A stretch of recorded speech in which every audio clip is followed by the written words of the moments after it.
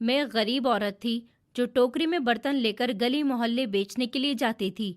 लेकिन अब मैं अपनी बेटी के दहेज के लिए दर दर की ठोकरें खा रही थी और मुझे सड़कों पर टहलते टहलते काफी रात हो गई थी। तभी मेरे पास एक औरत बर्तन खरीदने के लिए आई। उसके हाथ में एक सूटकेस था जिसे वो बातों बातों में वहीं पर भूल गई थी। मैंने वो सूटकेस खोला तो गोल्ड की ज्वेलरी से भरा हुआ था।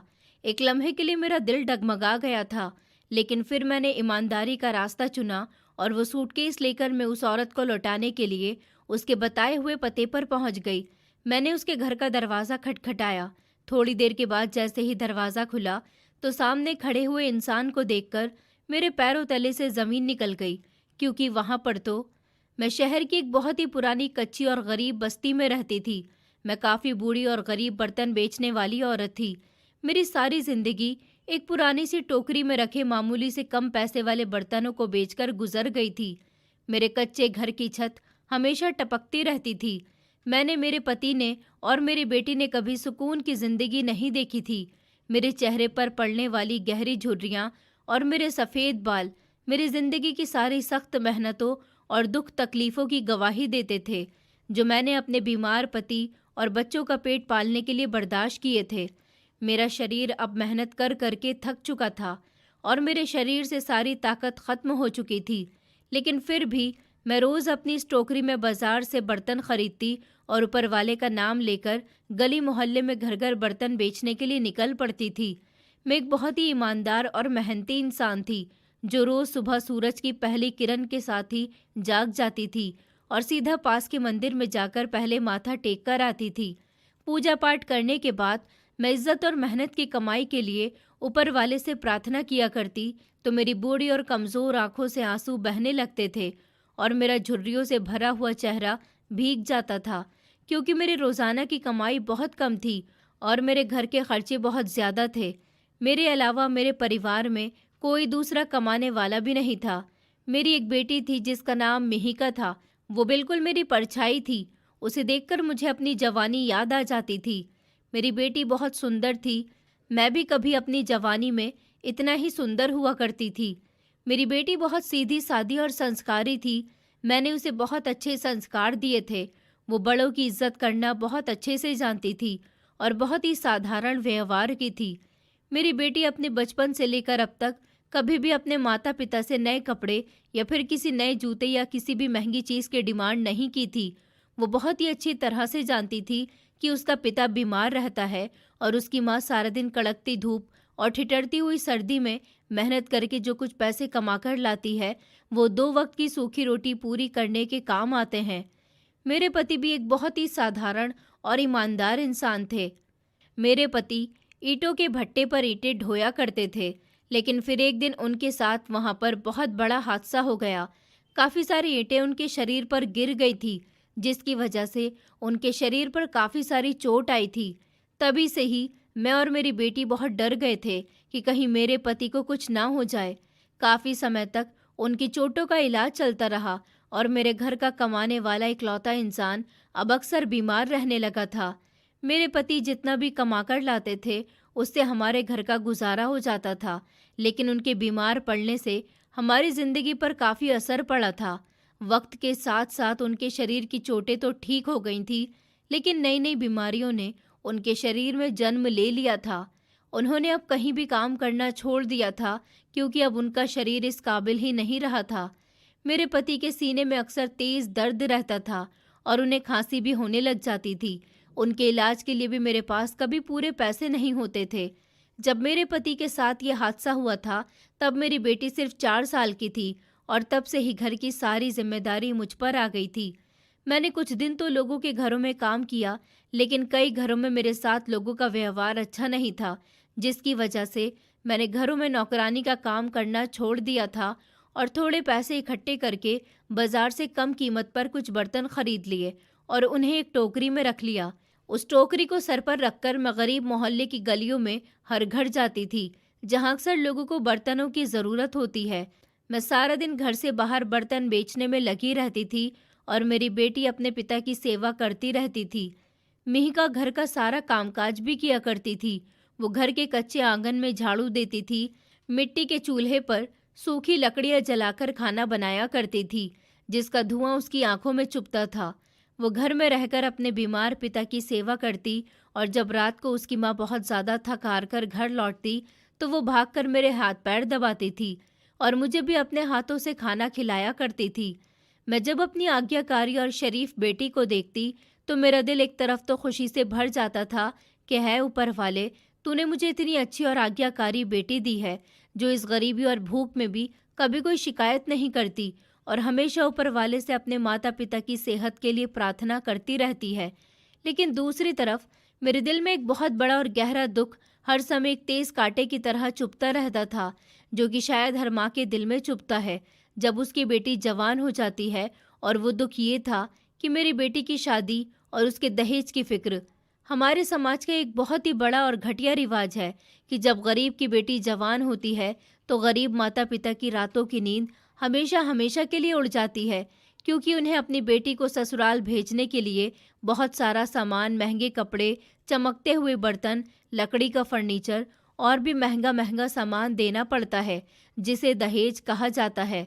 दहेज प्रथा हमारे समाज में बहुत आम है, लेकिन मेरे पास तो अपनी बेटी को रोजाना अच्छा खाना खिलाने तक के पैसे नहीं थे, तो मैं उसके लिए इतना सारा और महंगा दहेज कैसे इकट्ठा कर सकती थी। मैं बहुत परेशान और मजबूर थी। हर माँ की तरह मैं भी चाहती थी मेरी बेटी का घर बसे, धूमधाम से उसकी शादी हो, मेरी बेटी के सारे अरमान पूरे हों। लेकिन मैं खाली हाथ थी। मेरे पास मेरी बेटी के अरमान पूरे करने के लिए पैसों की व्यवस्था नहीं थी। दिन इसी तरह तेजी के साथ गुजरते जा रहे थे और मिहिका की उम्र बढ़ती जा रही थी। मोहल्ले के लोग मेरे बीमार पति को आकर ताना दिया करते थे कि तुम लोगों ने अपनी जवान बेटी को घर में बैठा रखा है, क्या सारी जिंदगी इससे खाना पकाना ही करवाना है? इसके हाथ पीले क्यों नहीं कर देते तुम लोग? मेरे पति सबकी बातें खामोशी से सुनते रहते थे, क्योंकि वो खुद भी मजबूर थे। किसी को भी हमारी परेशानी नजर नहीं आती थी। मैं भी जब अपने मोहल्ले की किसी औरत से मुलाकात करती थी तो वो औरतें मुझे भी बातें सुनाया करती थी। कहती थी कि आखिर कब तक अपनी बेटी को घर में बिठाकर रखोगी, उसे उसके घर का क्यों नहीं कर देती? तुम क्या उसे अपने गले का फंदा बनाकर रखना चाहती हो?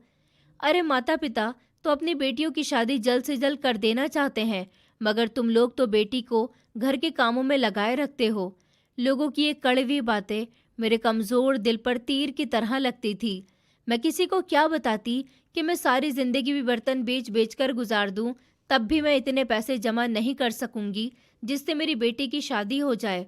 और आज के दौर में हमारे समाज में माता पिता को ये कहने वाले तो बहुत सारे लोग आते हैं कि अभी तक अपनी बेटी की शादी नहीं की, मगर कोई ये नहीं देख पाता कि माता पिता के आगे अपनी बेटी की शादी ना करने की कितनी बड़ी वजह रखी हुई है।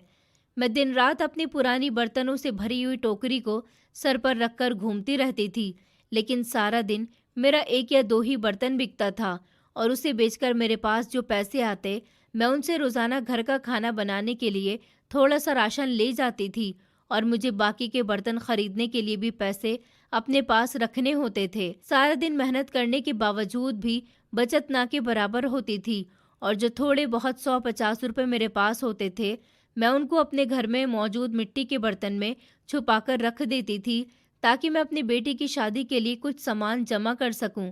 लेकिन आजकल की महंगाई के इस दौर में मेरी ये छोटी सी बचत आटे में नमक के बराबर भी नहीं थी। एक दिन मेरे घर में एक बहुत ही अच्छे और मालदार खाते पीते परिवार से मेरी बेटी का रिश्ता आया था। मैं तो हैरानी रह गई थी कि इतने अमीर लोग मेरे घर रिश्ता लेकर कैसे आ सकते हैं। वो लोग शहर के एक बहुत ही वीआईपी और अमीर इलाके में रहते थे। उनके पास बड़ी बड़ी गाड़ियाँ थी और उनका अपना बहुत बड़ा कारोबार था।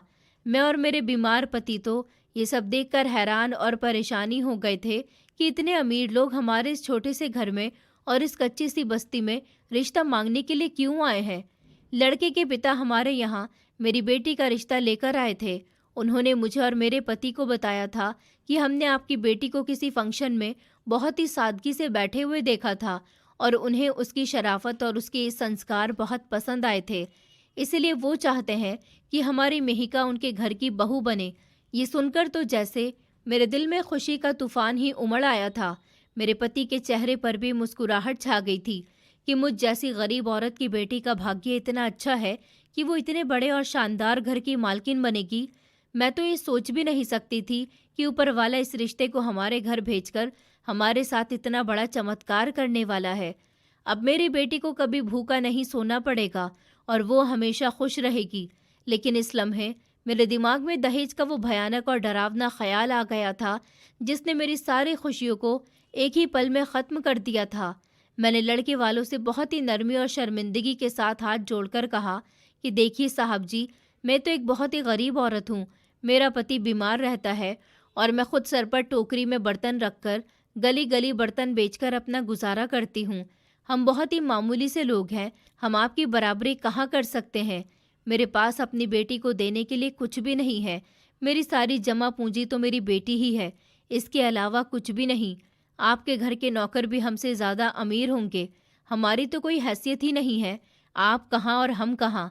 लड़की के पिता ने वैसे तो बहुत ही मीठी जुबान में कहा कि देखिए बहन, हमें आपसे कोई दान दहेज नहीं चाहिए, हमें बस आपकी बेटी पसंद आ गई है। आप एक बार मेरे बेटे की तस्वीर देख लीजिए। हमारा बहुत बड़ा कारोबार है और मेरा बेटा मेरे उसी कारोबार को संभाल रहा है। हमें आपसे कुछ भी नहीं चाहिए, हम सिर्फ और सिर्फ आपकी बेटी को अपनी बहू बनाना चाहते हैं। ये सुनकर मैंने रोते हुए उनके आगे हाथ जोड़ दिए थे और कहा कि आपका बहुत बहुत धन्यवाद। मैं सारी ज़िंदगी आपकी आभारी रहूंगी जो मुझ जैसी गरीब औरत की बेटी को आप अपने घर की बहू बनाना चाहते हैं। मेरे पति ने भी रोना शुरू कर दिया था और वो कहने लगे कि मुझे तो विश्वास ही नहीं हो रहा कि हमारी बेटी के लिए इतने अमीर घर का रिश्ता खुद चलकर आया है। इस तरह मेरी बेटी का रिश्ता पक्का हो गया था और शादी की तारीख भी तय हो गई थी और फिर घर में शादी की तैयारियां शुरू हो गई थी। लेकिन मैं और मेरे पति ये बात बहुत अच्छे से जानते थे कि लड़के वाले चाहे कुछ भी न मांगे, फिर भी दुनिया की नज़रों से बचने और अपनी बेटे की इज्जत रखने के लिए हमें कम से कम इतना सामान तो ज़रूर देना पड़ेगा कि हमारी बेटी को उस बड़े से घर में जाकर किसी शर्मिंदगी का सामना ना करना पड़े और उसे ससुराल वाले या रिश्तेदार कोई ताना न दें कि वो खाली हाथ आई है। मेरे पति हमेशा टेंशन में रहते थे और मुझसे कहते थे कि करुणा, अगर मैं सही सलामत होता तो ज़रूर अपनी बेटी के दहेज के लिए कोई ना कोई इंतज़ाम कर देता। यूँ तुम्हें इस तरह परेशान होता हुआ मैं नहीं देख सकता। मैं सच में बहुत परेशान थी। मेरी रातों की नींद तक उड़ चुकी थी। मैं अब रात को सो भी नहीं पाती थी और अब मैंने अपनी मेहनत को दुगना कर दिया था। मैं अब सुबह सवेरे अंधेरे में ही घर से अपना टोकरा लेकर निकल जाती थी और रात को देर तक सड़कों पर, गलियों में, मोहल्ले में बर्तन बेचने की कोशिश करती थी। कुछ लोग मेरे बर्तन खरीद भी लेते थे, जबकि कुछ लोग आजकल ब्रांडेड बर्तन, वो भी दुकान या मॉल से खरीदने की वजह से, मेरे बर्तनों को धुतकार देते थे। अब मुझ बूढ़ी औरत की हड्डियां दर्द से चीखती थी। मेरी आंखों में नींद की कमी की वजह से हमेशा लाली रहती थी और मेरा शरीर कमजोरी से कांपता था। लेकिन जब भी मुझे अपनी मुस्कुराती हुई बेटी का चेहरा याद आ जाता था तो मैं अपने सारे दुख दर्द भूल जाती थी। इस दुनिया में एक वही तो थी जो मेरी परछाई थी। मैं हमेशा यही सोचती थी कि मेरी बेटी उस महल में जाकर बिल्कुल राजकुमारी जैसी जिंदगी गुजारेगी और हर माता पिता यही चाहते हैं कि उनकी बेटियां जब ससुराल जाएं तो उनकी ज़िंदगी में खुशियां ही खुशियां भर जाएं। ये सब सोचकर मैं मेहनत में लग जाती थी। मैं सारा दिन शहर की इन लंबी और चौड़ी सड़कों पर धूल और मिट्टी सब कुछ बर्दाश्त करके अपनी मेहनत में लगी रहती थी। कुछ लोग ऐसे भी थे जो मेरे बर्तनों की बहुत कम कीमत लगाया करते थे और बर्तन ना देने पर मुझसे लड़ाई झगड़ा किया करते थे। अब ऐसा तो नहीं था कि मैं अपना मुनाफा किए बिना ही उनको बर्तन बेच देती या फिर अपना नुकसान कर लेती। कभी कोई मुझे कम पैसे देता तो कभी पूरे दिन एक भी बर्तन नहीं बिकता था। मैं हर रोज़ शाम को बाजार जाती थी। कपड़े और महंगे फर्नीचर की दुकानों के बाहर खड़े होकर इन महंगे चमकते हुए कपड़ों, बर्तनों और लकड़ी के भारी फर्नीचर को बड़ी हसरत भरी नज़रों से देखती थी, जिसे मैं अपनी बेटी के लिए ख़रीदना चाहती थी। लेकिन मेरे पास इतने पैसे नहीं होते थे कि मैं इन चीज़ों को हाथ भी लगा सकूं या उनकी कीमत ही पूछ सकूं। मैं बस उन चीज़ों को देखकर लंबी लंबी आहें भरती रहती थी और खाली हाथ घर वापस आ जाती थी। मैं अक्सर रातों को उठकर अकेले में बैठकर फूट फूट कर रोती थी और अपने ऊपर वाले से गिड़गिड़ाकर प्रार्थना करती थी कि ऐ ऊपर वाले, मेरी मदद कर दे, मुझ गरीब पर रहम कर दे और मेरी बेटी की इज्जत रख ले। मैं अपनी बेटी को हमेशा खुश देखना चाहती हूँ। मैं नहीं चाहती कि ससुराल जाने के बाद मेरी बेटी को किसी तकलीफ का सामना करना पड़े। मैंने सारी जिंदगी अपनी मेहनत से कमाया है, मुझे इस बुढ़ापे में किसी के सामने बेइज्जत ना होने देना। शादी के दिन बहुत तेजी से करीब आते जा रहे थे और मेरी परेशानी में हर गुजरते हुए दिन के साथ बहुत ज़्यादा बढ़ोतरी होती जा रही थी। मैंने अपने गरीब रिश्तेदारों और जानने वालों से कुछ रकम उधार मांगने की बहुत कोशिश की थी, लेकिन गरीब का रिश्तेदार भी गरीब ही होता है और कोई भी मेरी इतनी बड़ी मदद करने के काबिल नहीं था। कुछ लोगों ने तो मुझे सीधा सा जवाब दे दिया कि हमारे पास कुछ नहीं है, और कुछ लोगों ने बहाने बनाकर मुझे टाल दिया था। मुझे महसूस होने लगा था कि जैसे मेरे चारों तरफ एक बहुत बड़ी और अंधेरी दीवार खड़ी हो गई है, जिससे निकलने का कोई रास्ता मेरे पास नहीं है। मेरे पति ने भी मुझे कहा था कि मैं कोई काम करने की कोशिश करता हूँ, मगर मैंने उनसे कहा था कि आप मेरे हमसफ़र हो, मैं आपको खोना नहीं चाहती, आप कहीं नहीं जाओगे, मैं खुद कुछ करती हूँ। मेरे पति भी मेरी हालत देखकर बहुत परेशान रहते थे और मुझे तसल्ली दिया करते थे कि ऊपर वाला कोई ना कोई रास्ता ज़रूर निकाल देगा, तुम परेशान न हो। लेकिन मेरा दिल अंदर से हमेशा डरा रहता था कि अगर मैं शादी के दिन तक दहेज का सामान पूरा न कर सकी तो क्या होगा। मैं हमेशा सोचती थी कि मैं अपना खून बेच देती हूँ, अपनी किडनी बेच देती हूँ, लेकिन अपनी बेटी की शादी में कोई कमी नहीं आने दूंगी। दिन इसी तरह से रोते रोते गुजरते जा रहे थे और फिर मैं एक रात बहुत बड़ी और कठिन परीक्षा के सामने आकर खड़ी हो गई थी। ये सर्दियों की एक बेहद ठंडी और अंधेरी रात थी। आसमान पर गहरे काले बादल छाए हुए थे और बहुत तेजी से बर्फीली हवाएं चल रही थी, जो इंसान की हड्डियों तक को जमा रही थी। मैं सुबह सवेरे से ही घर से निकली हुई थी और मैंने सारा दिन कुछ भी नहीं खाया था। भूख की वजह से मेरे पेट में बेहद दर्द हो रहा था। मेरे पास अब सिर्फ थोड़े से ही पैसे पड़े हुए थे, क्योंकि सर्दी और बारिश की वजह से लोग अपने घरों से बाहर कम ही निकल रहे थे और सारा दिन मुझे कोई खास कस्टमर नहीं मिला था। रात के 10 बज चुके थे और शहर की सड़क बिल्कुल सुनसान और वीरान हो चुकी थी। मेरी पुरानी टोकरी और उसमें मौजूद बर्तन, जिन पर सूती कपड़ा पड़ा हुआ था, उसमें से पानी छनकर मेरे बर्तनों को भिगो रहा था। मुझे बस अपने घर जाना था, जहां मेरा बीमार पति और मेरी बेटी मेरा इंतज़ार कर रहे थे, लेकिन मैं खाली हाथ घर नहीं जाना चाहती थी। मैंने सोचा कि मैं शहर के सबसे बड़े और पुराने रोडवेज की तरफ चली जाती हूँ, जहाँ पर काफ़ी सारे ढाबे बने हुए हैं। ढाबा संचालक अक्सर अपने ढाबों में कम कीमत वाले बर्तन रखते हैं। मैंने सोचा वहाँ मेरे बर्तन बिक सकते हैं, मगर उन लोगों ने भी मुझसे बर्तन नहीं खरीदे थे और एक दो लोगों ने बर्तन खरीद भी लिए थे, तो मुझे ज़्यादा कुछ फ़ायदा नहीं हुआ था। मैं चाहती थी कि मुझे कोई ऐसा कस्टमर मिल जाए जो मेरे बर्तन खरीद ले और जिससे मैं आज की रोटी और कल के लिए कुछ पैसे जमा कर सकूं। मैं अपनी टोकरी सर पर रखकर धीरे धीरे चलती जा रही थी। मेरे पैर लड़खड़ा रहे थे, मगर मैं फिर भी चलती चली जा रही थी और रेलवे स्टेशन की तरफ चली गई थी। रेलवे स्टेशन से पहले भी कई सारे ढाबे थे, जहाँ के ढाबा संचालकों को मैं अपने बर्तन बेचने का फैसला कर चुकी थी। यहाँ भी काफ़ी सारा सन्नाटा छाया हुआ था, क्योंकि सर्दियों की रात थी और काफ़ी ज़्यादा रात हो गई थी। ढाबे पर कुछ लोग ही मुझे नज़र आ रहे थे। मैं अपना टोकरा लेकर आगे की तरफ चली गई और एक दो लोगों से बातचीत की, उनसे बर्तनों के बारे में कहा, मगर सब ने इनकार कर दिया। फिर मैं वही अंधेरे कोने में जाकर खड़ी हो गई और सर्दी से बचने के लिए अपनी पुरानी और फटी हुई शॉल को मैंने अपने कानों और सर पर लपेट लिया था। मैं लगातार ऊपर वाले को याद कर रही थी और अपने दिल में प्रार्थना कर रही थी कि काश कोई ऐसा इंसान मुझे मिल जाए जो मेरे थोड़े भी बर्तन खरीद ले, मगर मुझे उनकी अच्छी कीमत दे सके, ताकि मेरे आज के दिन की मेहनत बर्बाद न हो सके। काफ़ी देर तक इसी तरह से मैं सर्दी से कांपती हुई इंतज़ार करती रही और उसके बाद अचानक मेरी नज़र एक बड़े से ढाबे से निकलती एक औरत की तरफ गई, जो अपनी गाड़ी के अंदर जाने ही वाली थी जब उसकी नज़र मुझ पर पड़ी। वो देखने में बहुत ही अमीर लग रही थी। उसने बहुत कीमती और मोटे गर्म कपड़े पहने हुए थे और उसके हाथ में एक ब्रांडेड और खूबसूरत पर्स था और उसके दूसरे हाथ में एक सूटकेस था, जो देखने में काफ़ी भारी लग रहा था। उसकी उम्र लगभग 45 साल के करीब लग रही थी और उसके चेहरे पर एक अजीब सी परेशानी थी। वो औरत अपनी गाड़ी में बैठने ही जा रही थी जब उसकी नज़र मुझ पर पड़ी और वो जल्दी से मेरी तरफ आई और मुझसे पुराने रोडवेज वाले एरिया का पता पूछने लगी। मैं उस रास्ते को अच्छे से जानती थी, क्योंकि मैं उससे पहले उस जगह पर कई बार जा चुकी थी नौकरानी का काम करने के लिए।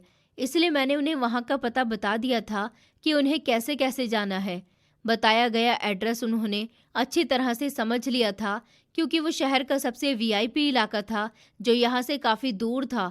मुझे सुकून मिला था कि मैंने किसी की मदद कर दी है। उस औरत ने मुझसे कहा, तुम्हारा बहुत बहुत शुक्रिया बहन। उसने ऊपर से लेकर मुझे नीचे तक देखा। वो शायद मेरे ख़राब हुलिये पर गौर कर रही थी। फिर उसने अपने पर्स से पैसे निकालकर मेरी तरफ बढ़ाए और कहने लगी, ये लो, ये पैसे तुम्हारे लिए, इन्हें तुम रख लो। मैंने कहा, नहीं नहीं बहन जी, मुझे ये पैसे नहीं चाहिए। आप मुझे ये पैसे किस लिए दे रही हैं? उसने कहा, तुमने मेरी मदद की है, मुझे एड्रेस बताया है। रात के इस समय मुझे तो दूर दूर तक यह एड्रेस बताने वाला कोई भी दिखाई नहीं दे रहा। मैंने इस ढाबे पर भी इस एड्रेस के बारे में पूछा तो कोई भी मुझे ठीक से बता नहीं रहा था, मगर तुमने मुझे बहुत अच्छे से समझा दिया। अभी मैं अपनी मंजिल तक पहुंच जाऊंगी। मैंने कहा, कोई बात नहीं, लेकिन मैं आपके ये पैसे ऐसे नहीं रख सकती। उस अमीर औरत ने कहा, तुम मुझे खुददार व्यवहार की औरत लगती हो। चलो ठीक है, मैं तुम्हारा कोई बर्तन ले लेती हूँ और फिर उसके बदले तुम मेरे ये पैसे रख लेना। ये समझ लेना कि मैंने तुम्हारा बर्तन खरीद लिया। इस तरह तुम्हारे आत्मविश्वास को ठेस भी नहीं पहुंचेगी। उनकी बात सुनकर मैं खुश हो गई थी। मैंने उनको अपने टोकरे में मौजूद बर्तन दिखाए तो उन्होंने एक पतीला लिया और फिर पैसे देकर वो वहाँ से चली गई थी। मैंने पैसे गिने तो ये पैसे मेरी उम्मीद से ज़्यादा थे। ये इतने पैसे थे जितने मैं पूरे महीने में कमा सकती थी। मैं खुश हो गई थी और अपनी बेटी की शादी और उसके दहेज के बारे में सोचती रही। मैं सोच ही रही थी कि कल इन पैसों से मिहिका को बाजार ले जाऊंगी। वो अपने लिए कुछ सामान और कपड़े खरीद लेगी। अब मैंने सोचा कि मुझे घर चलना चाहिए। घर जाकर मैं आराम करूंगी। और फिर जैसे ही मैंने ज़मीन में झुककर अपना टोकरा उठाया तो ज़मीन पर मौजूद उस सूटकेस को देखकर मेरा दिल एक लम्हे के लिए धड़कना भूल गया था। मेरी सांसें मेरे गले में अटक गईं। जहाँ पर वो औरत खड़े होकर मुझसे बात कर रही थी वहाँ एक छोटी सी दीवार थी। वहाँ उस औरत ने बातों ही बातों में अपना सूटकेस रख दिया था जिसे वो औरत अपने साथ लेकर आई थी। वो तो यहाँ से चली गई थी, लेकिन अपना सूटकेस अपने साथ ले जाना भूल गई थी। मेरे माथे पर तो सर्दी में भी पसीना आ गया। मेरा दिमाग काम करना बंद कर चुका था। मैं समझ नहीं पा रही थी कि मैं क्या करूं। मैं इस सूटकेस को वापस इस औरत तक कैसे पहुंचाऊं? मुझे तो पता भी नहीं था वो औरत कौन थी और कहां से आई थी, या फिर मैं इसे अपने पास रख लूं। मेरे अंदर एक अजीब सी जंग शुरू हो गई थी। एक गरीब माँ जिसके सर पर बेटी की शादी थी, जिसके पास अपनी बेटी को देने के लिए कुछ भी नहीं था और जिसे हर रोज पैसों के लिए दर दर की ठोकरें खानी पड़ती थी, उसके सामने एक अमीर औरत का सूटकेस पड़ा हुआ था। मैंने अपने कांपते हुए हाथों से इस भारी सूटकेस को उठाया और उसे अपने सामने जमीन पर रख लिया। वो बहुत ही भारी था। मेरे दिल से एक आवाज आई, करुणा, ये तुम्हारी बेटी के भाग्य का सामान है। ऊपर वाले ने तुम्हारी प्रार्थनाएं सुन ली हैं और तुम्हारी मदद कर दी है। ये सूटकेस अपने पास रख लो और अपनी बेटी की शादी धूमधाम से करो। वो अमीर औरत तो बहुत मालदार है, उसको तो इस सूटकेस के खो जाने से भी कोई फर्क नहीं पड़ेगा, लेकिन तुम्हारी तो सारी जिंदगी संवर जाएगी और तुम्हें किसी के सामने हाथ भी नहीं फैलाना पड़ेगा। ये लालच और मजबूरी की आवाज़ थी जो मेरे दिमाग पर हावी हो रही थी। मैंने इस सूटकेस को ध्यान से देखा। उसमें लॉक नहीं था जिसे मैं आसानी से खोल सकती थी। मेरी उत्सुकता और मेरी मजबूरी मुझे इस बात पर मजबूर कर रही थी कि मैं एक बार इस सूटकेस को खोलकर ज़रूर देखूं कि आखिर इसमें ऐसा क्या है जो ये इतना भारी हो रहा है। मेरे हाथ बुरी तरह से काँप रहे थे और मेरा दिल इतनी ज़ोर से धड़क रहा था कि मुझे लग रहा था कि मेरे दिल की आवाज़ बाहर सड़क पर भी सुनी जा सकती है। मैंने हिम्मत करके ऊपर वाले का नाम लिया और अपने कांपते हुए हाथों से सूटकेस को थोड़ा सा खोला और फिर धीरे धीरे उसका ढक्कन ऊपर उठाया। हल्की सी रोशनी में सूटकेस के अंदर मेरी नज़र पड़ी तो अंदर का वो हौलनाक और हैरान कर देने वाला नज़ारा देखकर मेरे पैरों तले से ज़मीन निकल गई थी। मेरी बूढ़ी आंखें हैरानी से पूरी फटी की फटी रह गईं, क्योंकि सूटकेस के अंदर बहुत सारे सोने के सेट भरे हुए थे। मेरा कमज़ोर शरीर डर और हैरानी की वजह से थर थर काँपने लगा। मुझे ऐसा लगा जैसे यह सब कोई बहुत बड़ा सपना है। मैंने उसमें मौजूद सोने का एक कीमती हार उठाकर अपने हाथ में लिया तो मेरा दिल जोर से धड़क उठा था।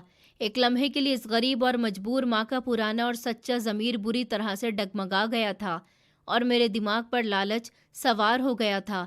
मुझे अचानक अपनी बेटी का उदास चेहरा याद आने लगा। उसकी शादी करीब आ रही थी, जिसके दहेज के लिए मेरे पास कुछ भी नहीं था। ये सोने के गहने अगर मैंने अपने पास रख लिए तो मेरी बेटी की शादी खूब धूमधाम से होगी और मेरे पति का इलाज भी हो जाएगा। मैंने अपने हाथों को आगे बढ़ाया और इस सब को छूने लगी। मेरे दिल के एक गहरे कोने से मेरे जागते हुए मन की एक बहुत जोरदार और गरजदार आवाज़ आई, जिसने मेरे पूरे शरीर को हिलाकर रख दिया। मेरे मन ने सख्ती से कहा कि आज किस मुंह से किसी दूसरे के कीमती सामान को अपने घर ले जाऊं। मैं ऐसा नहीं कर सकती। ये जिसका है मुझे उसे वापस देना चाहिए। ये सोचकर मैंने फौरन अपने हाथ पीछे कर लिए थे। मेरी आंखों से आंसू बहने लगे थे। मैं वहीं फूट फूट कर रोने लगी और ऊपर वाले से हाथ जोड़कर कहने लगी कि मुझे माफ़ कर दो, मुझे इस भयानक पाप से बचा लो। मैं सारी जिंदगी भूखी मर जाऊंगी, लेकिन कभी भी किसी के माल पर गलत नज़र नहीं रखूंगी और ना ही ये सब अपनी बेटी को दूंगी।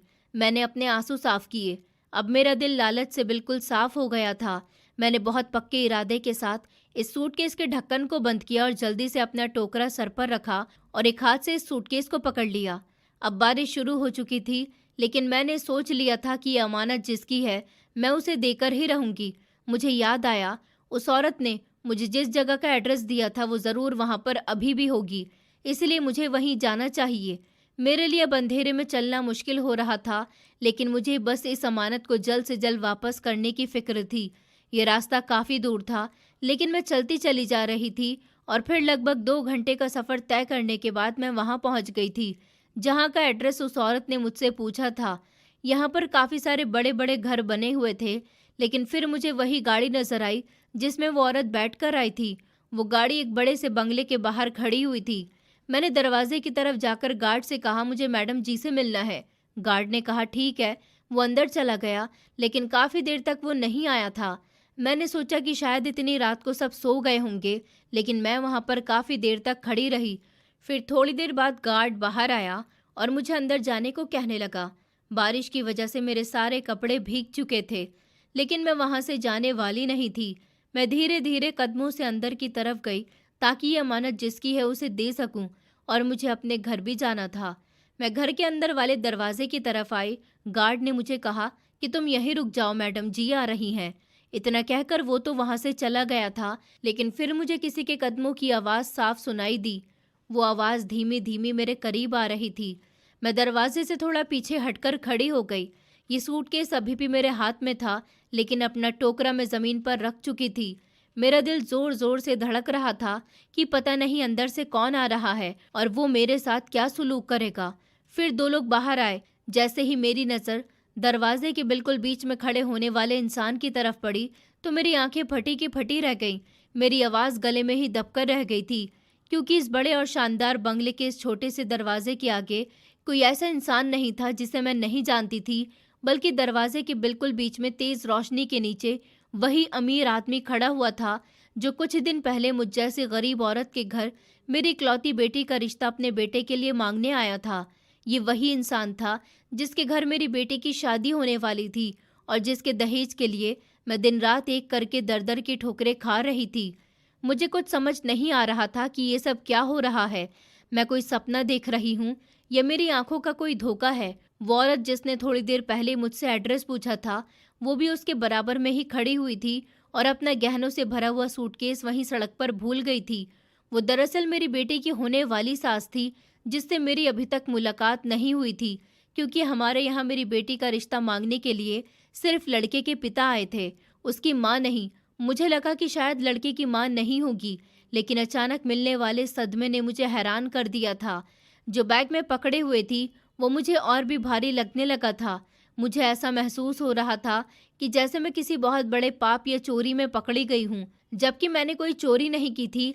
मैं तो सिर्फ ईमानदारी के साथ इस इंसान की अमानत वापस करने के लिए आई थी।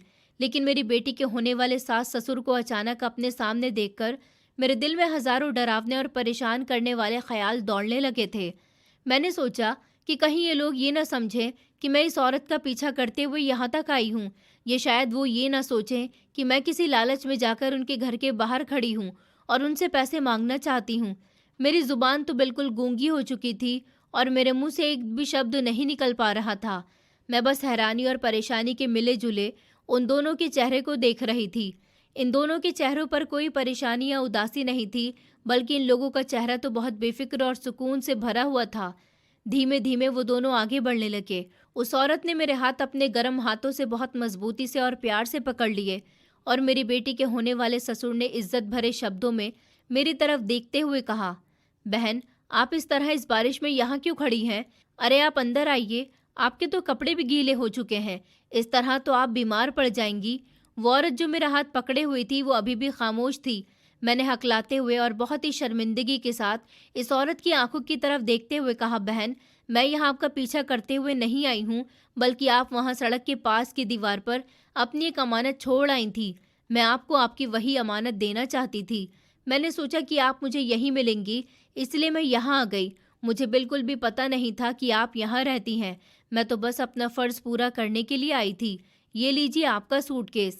मैंने वो सूटकेस उनकी तरफ बढ़ा दिया था और कहा कि संभाल कर रखिए। मैंने अपनी बेटी के होने वाले ससुर की तरफ हाथ जोड़ते हुए कहा कि अब मुझे जाने की इजाज़त दीजिए, मैं चलती हूँ। मैं गरीब और इज़्ज़तदार औरत हूँ। इतनी रात को मुझे इस तरह यहाँ आना अच्छा नहीं लग रहा। मेरे पति और मेरी बेटी घर पर मेरा इंतज़ार कर रहे होंगे। ये सुनकर मेरी बेटी के होने वाले ससुर तो मुस्कुराने लगे, लेकिन उसकी सास ने सूटकेस मेरे हाथों से नहीं लिया, बल्कि उन्होंने मुझे गले से लगाया और इज्जत के साथ मेरे कंधे पर हाथ रखा और ज़बरदस्ती मुझे अपने साथ घर के अंदर ले गईं। बंगले के अंदर का नज़ारा बहुत ही शानदार और गर्म था। हर तरफ बहुत ही सुंदर रोशनियां लगी हुई थी। मेरे गीले कपड़े और कीचड़ से भरे चप्पल इस बड़े घर के फर्श को ख़राब कर देंगे, लेकिन उन्होंने इस बात की कोई परवाह नहीं की और वो मुझे बहुत ही बड़े और सुंदर कमरे में ले गईं, जहाँ एक नर्म और आरामदायक बिस्तर लगा हुआ था। उन्होंने मुझे वहाँ पर बैठा दिया और अपने नौकरों को आवाज़ दी कि वो जल्दी से मेरे लिए कपड़े और गर्म चाय लेकर आएं। मैं जो अभी भी बिस्तर पर बैठी हुई काँप रही थी, मेरी आंखें बार बार इस सूटकेस की तरफ जा रही थी जो मैंने अपने कदमों के पास ज़मीन पर रखा हुआ था। मुझे कुछ भी समझ नहीं आ रहा था कि ये सब क्या माजरा है और ये औरत मेरे साथ इतना अच्छा और अजीब व्यवहार क्यों कर रही है। कुछ देर बाद एक नौकर एक बड़ा सा तौलिया और गर्म चाय का कप लेकर आया। मैंने अपने कांपते हुए हाथों से उस तौलिए को पकड़ा और अपना चेहरा और अपने गीले बाल साफ किए। फिर मैंने चाय का कप अपने दोनों हाथों में पकड़ा और चाय पी। वो अमीर औरत भी बिल्कुल मेरे बराबर में ही बैठ गई और फिर उसने मेरी तरफ देखते हुए बहुत ही प्यार और मोहब्बत से मुस्कुराकर कहा कि करुणा बहन, आपको हैरान और परेशान होने की बिल्कुल भी ज़रूरत नहीं है। आज रात जो कुछ भी हुआ वो कोई इत्तेफाक नहीं था और ना ही मैं अपना सूटकेस आपके सामने भूल कर आई थी। ये सब तो एक सोची समझी बात थी और ये मेरे लिए आपके लिए एक बहुत ही बड़ी परीक्षा थी। मैं आपके घर अपने पति के साथ इसलिए नहीं आई क्योंकि मैं आपके सामने नहीं आना चाहती थी। मेरे पति ही हमारे बेटे का रिश्ता आपकी बेटी के लिए लेने गए थे, लेकिन आज मैंने जानबूझकर आपसे मुलाकात की, एक अनजान औरत बनकर। मैंने डरते डरते पूछा, बहन जी, आप किस परीक्षा की बात कर रही हैं? मैं तो एक सीधी सी बूढ़ी गरीब औरत हूँ। मुझे आपकी बड़ी बड़ी बातें समझ नहीं आ रही। मैंने तो आपका कोई नुकसान नहीं किया और ना ही मैंने उस सूटकेस में से कोई चीज़ निकाली है। आप चाहें तो तसल्ली कर लीजिए। उस औरत ने दोबारा से मेरा हाथ अपने हाथों में ले लिया और मुझे समझाते हुए कहने लगी, मैं आपकी बेटी की होने वाली सास हूँ। ये बात तो मैं इस घर में दाखिल होते ही समझ गई थी, क्योंकि वो अपने पति के कदम से कदम मिलाते हुए मेरे सामने आई थी। उन्होंने मुझे बताया कि हम शहर के सबसे अमीर लोग हैं। ऊपर वाले ने हमें दुनिया की हर चीज़, हर दौलत दी है। हमारे पास इतनी दौलत है कि हमारी कई पीढ़ियां बैठकर खा सकती हैं। हमें किसी चीज़ की कोई कमी नहीं है, लेकिन हमारी ज़िंदगी का सबसे बड़ा सहारा और हमारी सबसे बड़ी खुशी हमारा इकलौता बेटा है, जिसकी शादी हमने आपकी बेटी के साथ तय की है। मैंने अपने बेटे के लिए कभी भी किसी अमीर या किसी बहुत बड़े परिवार की बेटी की तलाश नहीं की, क्योंकि मैं जानती हूँ कि ज़्यादा दौलत अक्सर इंसान को घमंडी बना देती है और बहुत सी फैमिलीज़ में अक्सर शराफत और सिंप्लिसिटी नहीं होती। मैं हमेशा से यही चाहती थी कि मेरे घर में जो बहू आए वो एक बहुत ही शरीफ और संस्कारी और अच्छे परिवार की बेटी हो, जिसके दिल में ऊपर वाले का डर हो, जिसने गरीबी और सादगी देखी हो और जो मेरे घर को स्वर्ग बना दे। जब मैंने आपकी बेटी मेहिका को देखा और उसकी सादगी और उसके अच्छे संस्कारों के बारे में सुना, तो तभी मैंने फैसला कर लिया था कि मेरी बहू सिर्फ और सिर्फ आपकी बेटी ही बनेगी।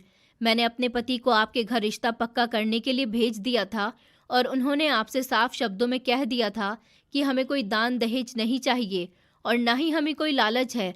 लेकिन मेरे पति ने मुझे जाकर बताया कि उन्होंने आपके और आपके पति के चेहरे पर परेशानी और एक बहुत बड़ा डर देखा था। मैं अच्छी तरह जानती हूँ कि हमारा समाज कितना जालिम है और गरीब माता पिता अपनी बेटी की शादी के लिए कितने मजबूर और कितने परेशान होते हैं। मुझे पता था कि आप दिन रात बहुत मेहनत कर रही हैं और दर दर की ठोकरें खा रही हैं, ताकि अपनी बेटी को कम से कम इतना सामान तो ज़रूर दे सकें कि उसे मेरे घर में कोई ताना न दे। इस औरत ने अपनी बात को जारी रखते हुए कहा कि मैंने बाजार में आपको कई बार महंगी और पुरानी दुकानों के बाहर खड़े हुए बहुत हसरत भरी नज़रों से देखते हुए पाया है। मैंने आपकी वो मजबूरी और बेबसी देखी है जो एक माँ के दिल को चीर देती है। मैं चाहती तो आपको वैसे ही पैसे दे सकती थी या आपके घर सारा सामान भिजवा सकती थी, लेकिन मुझे इस बात का डर था कि इससे आपकी इज्जत को ठेस पहुंचेगी और आपको लगेगा कि हम आप पर कोई एहसान कर रहे हैं या आपकी गरीबी का मजाक उड़ा रहे हैं। मैं और मेरे पति ने एक प्लान बनाया और ये सारा खेल खेला। हम आपकी ईमानदारी की बहुत इज्जत करते हैं। आज मैंने जानबूझकर आपका सामना किया और आपसे एड्रेस पूछने की एक्टिंग की, और मैं जानबूझकर ही ये सूटकेस वहाँ छोड़ आई थी। ये मेरा भूलना नहीं था, बल्कि आपके सच्चे और जागते हुए मन का एक बहुत बड़ा और कड़ा इम्तिहान था।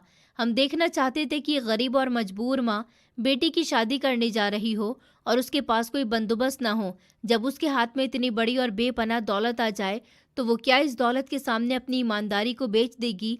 क्या वो अपनी मजबूरी को बहाना बनाकर सच्चाई का रास्ता छोड़ देगी या अपनी सच्चाई और ईमानदारी पर कायम रहेगी?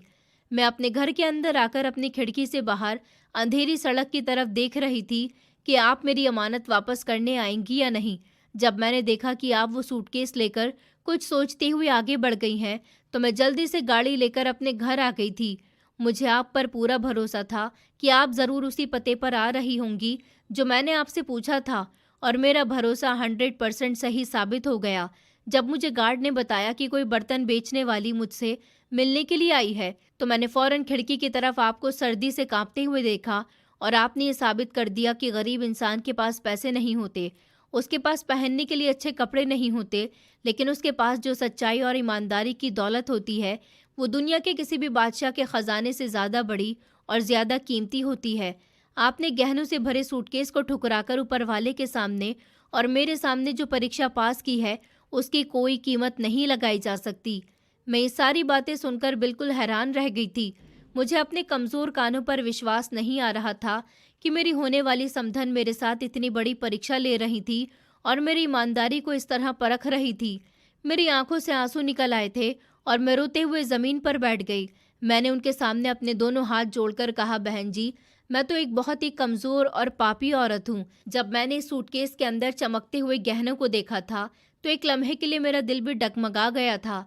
मेरे कमज़ोर दिल में एक ख्याल आया था कि मैं ये सब अपनी बेटी के लिए रख लूँ और उसकी ज़िंदगी संवार दूँ, लेकिन ऊपर वाले ने मुझ पर बहुत बड़ा उपकार किया और मुझे इस गलत काम को करने से रोक लिया। मुझे इस बात का एहसास हो गया कि किसी की हराम की कमाई से कभी किसी बेटी का घर नहीं बसता और ऊपर वाला हमेशा सच्चाई का साथ देता है। मैंने कोई बहुत बड़ा काम नहीं किया, मैंने तो बस अपना वो फ़र्ज़ पूरा किया जो हर सच्चे और ईमानदार इंसान को करना चाहिए। मेरी सच्ची बातें सुनकर उस औरत की आंखों में भी आंसू आ गए थे। उसने आगे बढ़कर मुझे गले से लगा लिया और मुझे दोबारा से बिस्तर पर बैठा दिया। उसने ज़मीन पर पड़े हुए इस सूटकेस को उठाया और उसे बिल्कुल मेरे सामने रख दिया। उसने बहुत ही मोहब्बत और इज्जत भरे शब्दों में कहा, करुणा बहन, ये कोई भूली हुई अमानत नहीं है और ना ही ये कोई चोरी का माल है, बल्कि हम दोनों पति पत्नी की तरफ से और मेरे बेटे की तरफ से आपकी बेटी के लिए है। मैं आज रात आपकी सच्चाई का इनाम समझकर आपको ये दे रही थी। मेरे पति भी ऐसा ही चाहते हैं और बाहर खड़े हुए हम लोगों का इंतज़ार कर रहे हैं। आपकी बेटी मेरी भी बेटी है और वो अब इस घर की बहू बनकर नहीं, बल्कि इस घर की सच्ची मालकिन और रानी बनकर आएगी। मुझे आपसे और आपकी बेटी से दहेज के नाम पर कोई भी चीज़ नहीं चाहिए। मैंने वो सारा सामान और वो सारे कपड़े जो एक नई दुल्हन को चाहिए होते हैं, वो मैंने पहले से ही इस बंगले के सबसे खूबसूरत कमरे में सजा दिए हैं। आप बस जल्दी से हमारी बहू को सादगी और पुराने कपड़ों में विदा करके हमारे घर भेज दीजिए। इन कपड़ों में वो अभी भी मौजूद है। मुझे और मेरे परिवार को मिहिका के अलावा दुनिया की किसी और चीज़ की कोई लालच और कोई ज़रूरत नहीं है। मैंने जब अपनी बेटी की होने वाली सास की ये बातें सुनी और उसके इतने बड़े और खुले दिल को देखा तो मेरा सारा शरीर एक अजीब से सुकून और खुशी से भर गया। मेरे दिल पर पिछले कई महीनों से जो दहेज का और पैसों का इतना बड़ा और भारी पहाड़ रखा हुआ था, वो एक ही लम्हे में रुआं रुआं होकर हवा में उड़ गया। मुझे ऐसा लगा जैसे ऊपर वाले ने मेरी सारी प्रार्थनाएं और मेरी सारी मेहनत को एक साथ स्वीकार कर लिया हो। मैंने आंखें बंद करके सुकून का सांस लिया था और फूट फूट कर रोने लगी थी। ऊपर वाले से प्रार्थना करने लगी कि तुम्हारा बहुत बहुत धन्यवाद, तुमने मुझ गरीब औरत की इज्जत रख ली और मुझे इस दहेज की फिक्र से बचा लिया। मुझे मेरी ईमानदारी का सच्चा फल मिल गया था। फिर इस औरत ने मुझे अपने हाथों से सहारा देकर उठाया और कहा, अब आपको रोने और परेशान होने की ज़रूरत नहीं है। आप खुशी खुशी अपने घर जाइए, अपनी बेटी और अपने बीमार पति को ये खुशखबरी सुनाइए और उन्हें बताइए कि उनके दुखों और उनकी गरीबी के दिन अब हमेशा हमेशा के लिए ख़त्म हो चुके हैं और उनकी बेटी के भी भाग जाग चुके हैं। इस औरत ने अपने नौकरों को हुक्म दिया कि वो बंगले की सबसे बड़ी और सबसे शानदार गाड़ी निकाले और मुझे इस कीमती सूटकेस के साथ बहुत इज्जत और हिफाजत के साथ मेरे घर पर छोड़ कर आए। मैंने उनको इनकार भी किया था, मगर उन्होंने कहा कि नहीं, ये तो हमारा फ़र्ज़ है। जब मैं बाहर आई तो मेरी बेटी के होने वाले ससुर कहने लगे, अब आप शादी की तैयारी कीजिए और किसी तरह की कोई टेंशन मत लीजिए। मैं उनके आगे हाथ जोड़कर और खुश होते हुए वहाँ से बाहर आ गई। बाहर मेरे लिए बड़ी सी गाड़ी इंतज़ार कर रही थी। मैंने जब इस गाड़ी की तरफ देखा तो मेरी बेटी की होने वाली सास ने मुस्कुराकर कहा कि आपका वो टोकरा अपने पास रख लिया है, क्योंकि अब आपको सड़कों पर बर्तन बेचकर धक्के खाने की ज़रूरत नहीं है। अब आप और आपके पति हमारे साथ यहाँ हमारे घर में रहेंगे। हमारा घर बहुत बड़ा है। मेरे बेटे को न सिर्फ आपकी बेटी पसंद है, बल्कि साथ साथ वो आप लोगों की मदद भी करना चाहता है और आप लोगों को अपने साथ रखना चाहता है। आप दोनों पति पत्नी अपनी बेटी के साथ सारी ज़िंदगी यहाँ आराम से रहेंगे। मुझे ये सब सुनकर बहुत शर्मिंदगी भी हुई थी। मैंने उनसे मना किया था तो उन्होंने कहा कि नहीं, मैं ऐसा नहीं कर सकती। मैं अपनी बेटी के ससुराल में नहीं रह सकती। उन्होंने कहा, ये आपकी बेटी का ससुराल नहीं है, बल्कि आपकी बेटी का घर है। इसके साथ साथ ये आपका भी घर है। उन्होंने मुझे इज्जत के साथ इस गाड़ी में रवाना कर दिया। मैं इस बड़ी सी गाड़ी में बैठकर अपने घर की तरफ जा रही थी तो बारिश बिल्कुल रुक चुकी थी और आसमान पर भी हल्की हल्की सफ़ेदी और रोशनी फैलनी शुरू हो गई थी। ये रोशनी सिर्फ आसमान पर नहीं थी, बल्कि ये रोशनी मेरे अंदर के अंधेरे और दुख भरी जिंदगी में फैल रही थी, जिसने मुझे एक नई उम्मीद और एक नया जुनून दिया था। जब मैं अपने कच्चे और पुराने घर के दरवाजे पर पहुंची तो मेरे पति और मेरी बेटी जागकर मेरा इंतजार कर रहे थे और परेशानी की हालत में ऊपर वाले से प्रार्थना कर रहे थे। जब मैंने घर के अंदर कदम रखा और उन दोनों ने मेरे चेहरे पर अजीब सी चमक और सुकून भरी खुशी देखी तो वो दोनों हैरान रह गए थे। मैंने गहनों से भरा हुआ सूटकेस अपने पति के सामने रख दिया और मुझे रात का वो सारा हादसा, परीक्षा और मेरी बेटी के होने वाले सास ससुर की सारी बातें एक एक करके सुनाई। मेरी बातें सुनकर मेरे पति और मेरी बेटी दोनों की आंखों में भी आंसू बहने लगे थे और वो दोनों भी वहीं कच्चे फर्श पर हाथ जोड़कर ऊपर वाले का शुक्रिया अदा करने लगे थे। ऊपर वाले ने हमारी गरीबी की लाज रख ली थी और हमें इतनी बड़ी इज्जत भरी खुशी का दिन दिखाया था। मेरी बेटी की शादी का दिन जब आया तो पूरे मोहल्ले के लोग हैरान और परेशान थे कि मुझ जैसी गरीब औरत की बेटी की इतनी शानदार बारात कैसे आ गई। वो लोग मेरी बेटी को बहुत ही सादगी और इज्जत के साथ विदा करके ले गए थे। उन्होंने पूरे मोहल्ले के लोगों को अच्छा और स्वादिष्ट खाना खिलाया और किसी भी तरह का कोई घमंड या दिखावा नहीं किया था। मेरी बेटी बहुत ही खुश थी। वो बहुत सुंदर लग रही थी। उसके चेहरे पर जो सच्चाई की चमक थी वो दुनिया के किसी भी महंगे और कीमती कपड़ों से ज़्यादा सुंदर और रोशन लग रही थी। विदाई के समय जब मैंने अपनी बेटी को अपने गले से लगाया तो मेरी आंखों में दुख के आंसू नहीं थे, बल्कि मेरी आंखों में गर्व और खुशी के आंसू थे। मैं जानती थी कि मैं अपनी बेटी को किसी ऐसे घर नहीं भेज रही हूँ जहाँ उसे दहेज के ताने सुनने पड़ेंगे या जहाँ उसे नौकरानी समझा जाएगा, बल्कि मैं अपनी बेटी को एक ऐसे शरीफ और सच्चे इंसान के घर विदा कर रही हूँ जो इंसान की दौलत से नहीं, बल्कि उसकी सच्चाई और उसके ईमानदार किरदार से प्यार करता है। मेरे पति भी अपनी बेटी को आशीर्वाद देकर विदा कर रहे थे। हमारा दिल सुकून से भरा हुआ था। जब मेरी बेटी को डोली में बिठाकर उस बड़े और शानदार बंगले की तरफ रवाना किया गया तो पूरा मोहल्ला उसकी खुशनसीबी और मेरे ईमानदारी की मिसाल दे रहा था। सब लोग कह रहे थे कि जो इंसान ऊपर वाले पर भरोसा करता है और बुरे समय में भी सच्चाई और ईमानदारी का दामन नहीं छोड़ता, तो ऊपर वाला उसे ऐसे मुकाम और ऐसी इज्जत देता है जिसके बारे में कोई मामूली इंसान सोच भी नहीं सकता। मेरी बेटी जब इस बड़े बंगले में दुल्हन बनकर दाखिल हुई तो उसके ससुर ने उसे अपनी सगी बेटी से भी ज़्यादा प्यार और इज्जत दी और उसकी सास ने खुशी के मारे उसे गले लगा लिया। घर की सारी तिजोरियों की चाबी मेरी बेटी के हाथ में दे दी और कहा कि बेटा, अब से इस घर की मालकिन तुम हो। अपने पति के साथ खूब इज्जत और मोहब्बत के साथ रहना। मेरी बेटी के पति ने भी उसका हाथ थामकर उससे वादा किया कि मैं हमेशा तुम्हारा ख्याल रखूंगा। मेरी बेटी ने ऐसा ही किया। उसने अपने पति के साथ बेपनाह मोहब्बत की और सास ससुर की सेवा करके सबका दिल जीत लिया और घर के माहौल को स्वर्ग से भी ज़्यादा सुंदर बना दिया। मेरी बेटी ने कभी अपनी गरीबी पर शर्मिंदगी महसूस नहीं की और ना ही कभी दौलत का घमंड किया। उसके आने के कुछ दिनों बाद हमारे दामाद ने हम दोनों पति पत्नी को भी अपने घर बुला लिया था और मैं अब बर्तन बेचने से आज़ाद हो चुकी थी। मेरे दामाद ने मेरे पति का भी इलाज करवाया और फिर जब मेरे पति बिल्कुल ठीक हो गए तो हमने फैसला किया कि हमें अपनी बेटी के ससुराल से चले जाना चाहिए, क्योंकि जैसा भी था ये मेरी बेटी का ससुराल था। अब मेरे पति कमाने लायक हो गए थे, इसलिए हम अपनी बेटी के ससुराल से वापस अपने घर में आ गए। अपने पुराने कच्चे घर में नहीं, बल्कि हमने एक नया घर लिया था। वहाँ पर मैं और मेरे पति बेफिक्र की ज़िंदगी बिताने लगे। मैं अपनी इस कहानी से आप लोगों को ये मैसेज देना चाहती हूँ कि हमारे समाज से दहेज प्रथा को ख़त्म कर देना चाहिए। दहेज एक बहुत बुरी और घटिया रस्म है जो गरीब बेटियों और उनके परिवार वालों को परेशान कर देती है। इंसान की असली पहचान उसके कपड़ों या उसके बैंक बैलेंस से नहीं होती, बल्कि इंसान की असली पहचान उसके सच्चे मन और उसकी ईमानदारी और उसकी शराफत से होती है। अगर कोई इंसान लालच की हवस में आकर गलत रास्ता अपना ले तो वो दुनिया में तो शायद कुछ दिन खुश रह ले, लेकिन जीते जी उसका अंजाम बहुत बुरा होता है। और जो इंसान गरीबी और मजदूरी में भी ऊपर वाले का शुक्रिया अदा करे और सच्चाई का रास्ता चुनता है, तो ऊपर वाला उसके लिए बंद दरवाजों को भी खोल देता है। ये कहानी आज भी उन सारे लोगों के लिए एक बहुत बड़ा सबक और रोशनी की एक नई किरण है जो दहेज की वजह से परेशान है। इसलिए दहेज प्रथा खत्म कीजिए और बहुओं को बेटी बनाकर रखिए। दोस्तों, उम्मीद करती हूँ आपको हमारी कहानी पसंद आई होगी। कहानी पसंद आई है तो वीडियो को लाइक करें, चैनल पर नए हैं तो चैनल को सब्सक्राइब करें और हाँ, नोटिफिकेशन बेल को ज़रूर दबाएं ताकि अगली अपडेट सबसे पहले आपको मिले।